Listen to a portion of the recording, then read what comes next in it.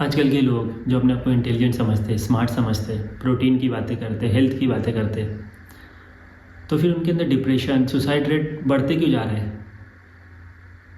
आपने रेत का टीला देखा है?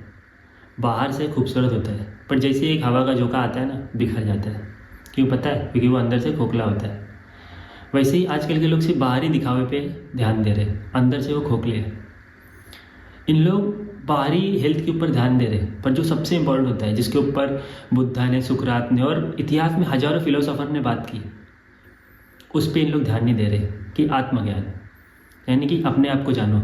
सुकरात ने बोला था नो दाई सेल्फ, खुद को जानो। सुकरात ये बताने के लिए जहर पी लिया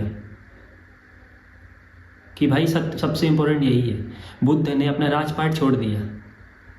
बुद्ध ने क्या बोला था कि अपने हैप्पीनेस की चाबी, खुशियों की चाबी कभी किसी को देना मत।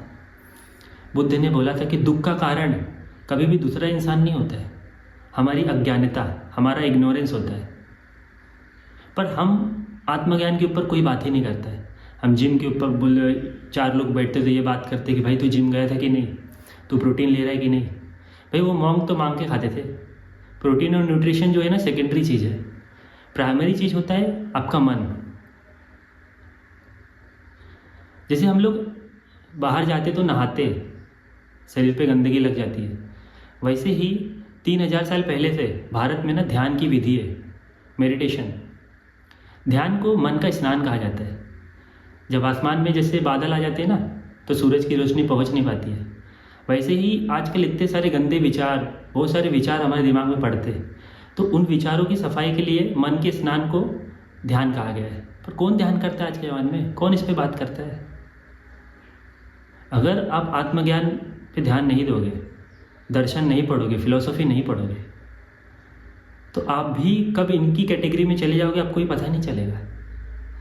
और इतना याद रखना, दुख का कारण कभी भी दूसरा आदमी नहीं होता है, हम खुद होते हैं। हम इतना चिपक जाते हैं ना रिश्तों में, चीज़ों में, क्योंकि हमको जीवन देखने नहीं आता है, जीवन की गहराई नहीं पता, जीवन क्या है वही नहीं पता।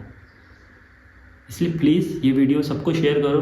जो लोग सिर्फ बाहरी चीज़ों पे ध्यान दे रहे, अपने अंदर ध्यान नहीं दे रहे, उनके लिए।